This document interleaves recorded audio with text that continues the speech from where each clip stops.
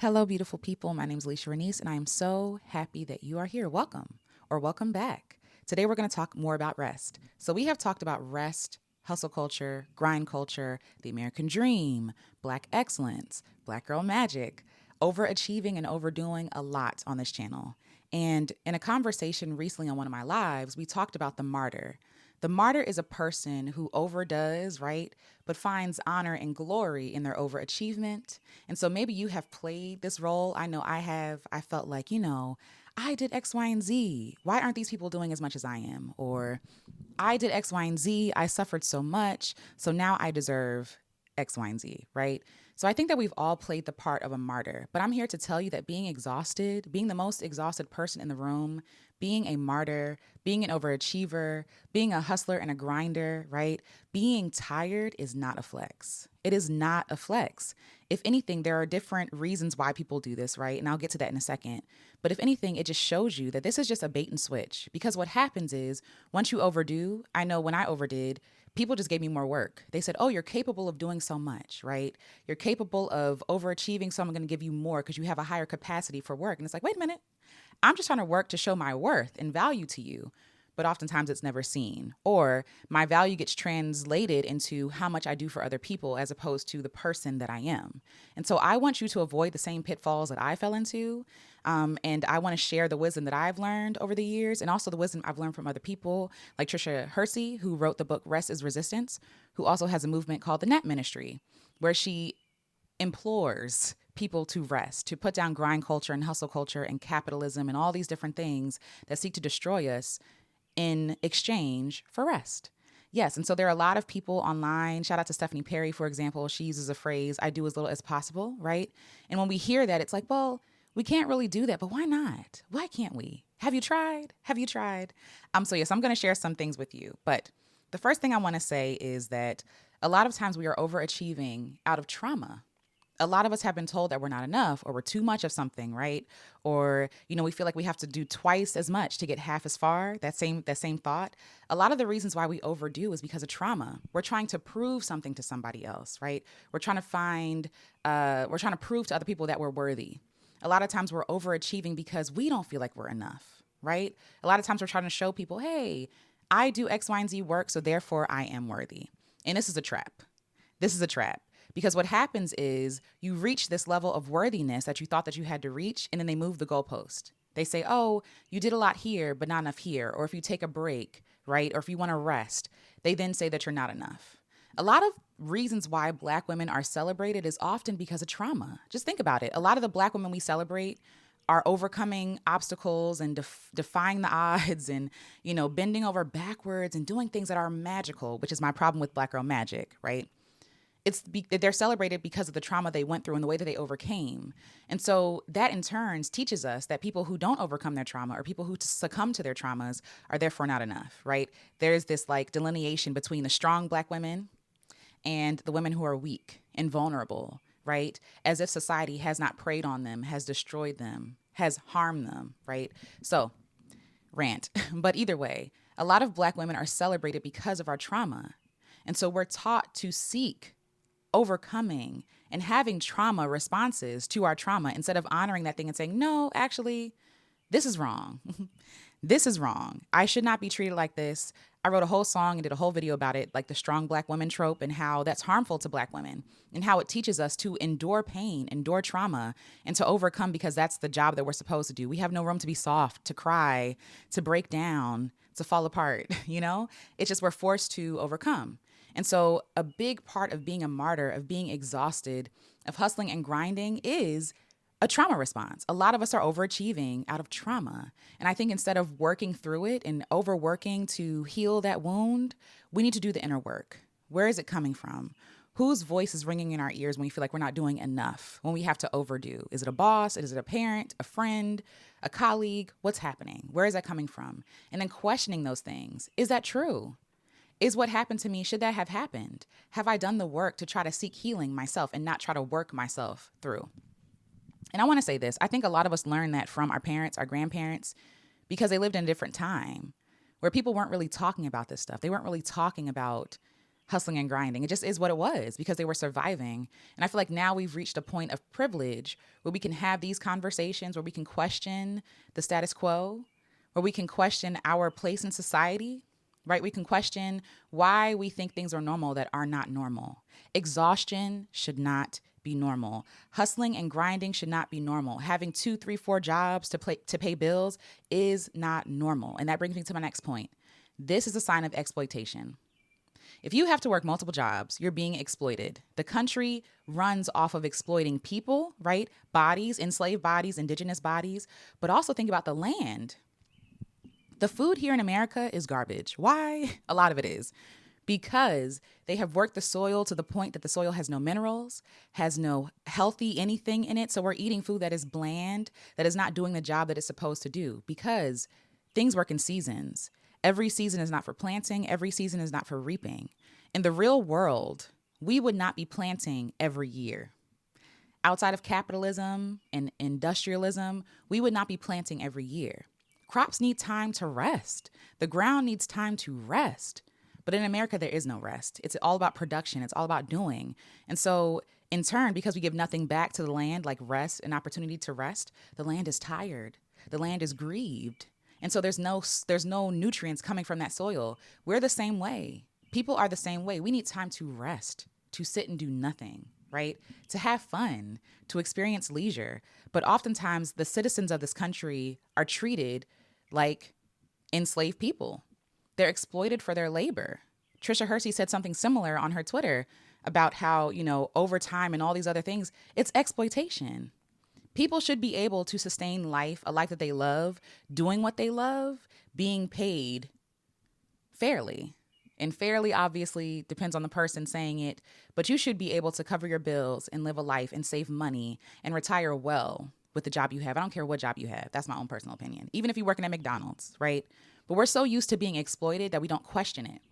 We think it's normal. We say stuff like, oh, gotta rise and grind. Got to do the thing. Why? Why? This is not normal. A lot of times we are being exploited and we don't even know it. We don't know better. But because we are celebrated for being exploited, for being the strong Black woman, for overworking, for getting employee of the month, for doing way more than what's asked of us, we don't seek to rest. We don't seek justice because we are addicted to that praise. That praise.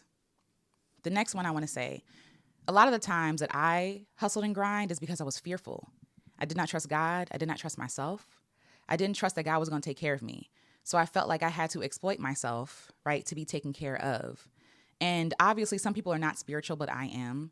And I believe that God takes care of me. I don't think that God put us here to be worked into the ground until we're nothing. That's not our purpose here, right? But because this country teaches us that all it is about money, everything's about money, we can't see anything else. We can't see clearly because they've blinded us with green. You know what I mean? And so because I had to step out, literally take time and prove that God was trustworthy because I didn't think God was trustworthy at first. I was like, you know what? Let me take 2 weeks and not work. Let me just sit down and not do anything. Let me see what happens if I truly rest. And when I rested, I was taken care of and I was able to be replenished, right? And so obviously this is not sustainable for everybody. I know everybody has different responsibilities and I am in a place of privilege where my whole world didn't fall apart if I didn't work. But I would also offer that maybe the world won't fall apart if you take a break, if you clock out at the time you're supposed to clock out, right? Or maybe it'll fall apart because it needs to fall apart. Because these systems, if everybody in this country decided that they are no longer doing overtime, they're no longer accepting being underpaid and undervalued, right? The whole system would collapse. And that would be a good thing because they would have to create a new system in which everybody thrives, in which everybody is sustained, right? But we all have to come together and do that. And that's in an ideal situation. But either way, you can start here. We can't change the world necessarily with one person, but if we start here, that does change the world. If we declare that we are free, that we are no longer being exploited, right? Because we don't want to be celebrated for being traumatized. We want to be celebrated for being joyful, healthy, wealthy, right? Whole, all these different things. Then it has to start here. We have to make the choice. And I made the choice to stop doing it because God got me. God got me. And sometimes what falls apart needs to fall apart. For example, if I am living above my means, meaning if I have more things than I can pay for, maybe I do need to lose it. Maybe I do need to sell it. Maybe I do need to give it away instead of scraping and trying so hard to keep hold of it. Maybe that's what's stressing me out. Maybe I need to let it go so that I can be free and experience myself without these things I think that I need to be successful, to be seen as whole and valuable and worthy. Maybe I need to discover a new sense of worth outside of this capitalistic and American paradigm. And that takes me to my next point, right? Understanding how precious and valuable I am stopped me from hustling and grinding. I am precious. I am valuable. I am sacred. And no man owns me. No man owns me. I am free, right? And so because I understood that how I was being treated was not good.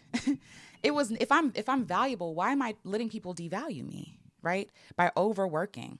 It's a lack of understanding. I overwork. I overachieve because I'm trying to prove something to somebody else. I'm worthy. I'm valuable. I'm enough. We all do it in some sort of way. But because I didn't know how valuable I was always chasing the approval of other people. And I'm here to tell you it's never ending.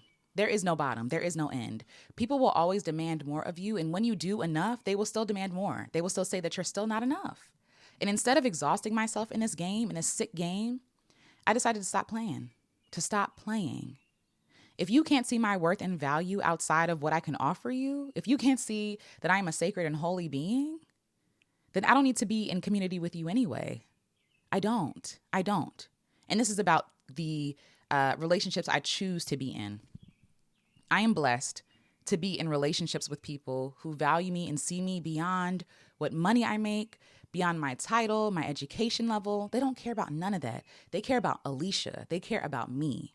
But I had to get to that point where I cared about Alicia, where I cared about me, so that other people couldn't sway my decisions or make me overwork, right? Or trick me into being a martyr for something I don't support, I don't stand on, right? Because I have nothing to prove to these people. But if these people owned my mind and owned the way that I think about myself and my own value, I would be overworking and overstressed. And so maybe one of these is one of the reasons why you're overworking, right? Maybe it is, you being exploited, or you feeling like you're not enough, or you feeling like I got to be a martyr because that's what my mom was, or that's what my grandmother was, or, in order to be loved and valued in this country, you have to be exhausted. You got to have 3 jobs. You can't have any free time. I'm here to tell you that's all a lie. It's all a sick game, and no one wins except the people who are exploiting you. You don't win this game. It takes a lot of work to unlearn all the things we've been taught because it is harmful. Again, you come out the womb being celebrated for your trauma responses, for you being resilient and you being strong and you being resourceful. When all those things, resourceful means that you're underfunded, you're under-resourced, right? And so you're making do with what you have, which is beautiful, but it shouldn't be that way. When you're saying you're resilient, it means that you bend, but you don't break. You come right back from someone hitting you, right? Or knocking you down a peg. You shouldn't have been knocked in the first place. This idea of strong, I made a whole video about that. How I'm not strong, I'm surviving. And I shouldn't have to be strong. It's exhausting. Strong for what? Because other people will come and harm me, right? Questioning these things we think about ourselves. Black women are often celebrated for their trauma responses, for the way in which they respond to trauma. And if you don't respond that way, if you say, actually, I am broken, actually, I am in pain, actually, this really destroyed me, then you're seen as weak. Why? That's a normal response to pain, is ouch. But Black women aren't allowed to say ouch, right? It's not believed when we say ouch. You look at the things in the hospital, the situations in the hospital, giving birth or becoming ill. Black women haven't been seen as human. And so how dare you have feelings? How dare you say, ouch, get through it, get over it, right? Like they give you crumbs and tell you to make a feast. That is the story of Black women. But I'm here to tell you that even if these systems seek to exhaust you, seek to harm you and destroy you, you don't destroy you. You don't exhaust you. You don't have to be a martyr to be loved. You are already enough. You are already loved. And no amount of work, sweat, nothing, money, titles, degrees, none of that changes that. It doesn't add value to you. You are invaluable. You are invaluable, and you're not defined by these worldly systems that are very new. My ancestors go back thousands of years. And here I am judging myself on a system that was created by men who hated me about 300 years ago. That don't make no sense. That don't make sense. I am not of this world. I will not be defined by this world's systems. I will not be limited by what they say I'm limited by, right? I will love myself fiercely. I will love myself without asking other people for permission. I will see myself as worthy even if you don't. And if you have that, sis, you got everything you need. You have everything you need. So I'm sending so much love to you. You don't have to be a martyr to be loved. You don't have to be harmed to be loved. You don't have to be exploited to be loved. You don't even have to be strong to be loved. You can break down. You can fall apart. You're allowed because you're human. You are loved. You are enough. And I hope this resonates with you. If it does, let me know. Share it with somebody who needs to hear it. You don't have to be strong. You don't have to be a martyr. You don't have to be hustling and grinding yourself to a pulp to be seen as valuable, because these people will never see you as valuable, and it's a losing game that you're playing. Stop playing the game. You're the only one who loses in the end. You lose your vitality, your health, your wealth, your well-being, your sense of self. You lose everything and gain nothing. A hand clap, praise for 5 minutes, and then they demand more. Is it worth it? You let me know. I love to hear from you. I love you. I see you, and I'll talk to you in the next video.